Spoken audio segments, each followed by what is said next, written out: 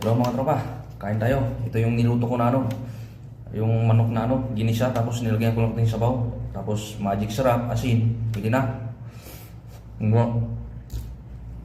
Mikos-mikos na ulam. Pero masarap naman siya, okay lang yan. Ang importante lang ito, may ulam tayo at may pagkain. Kahit anong ulam, basta huwag lang tayo magsilan. Sarap ako.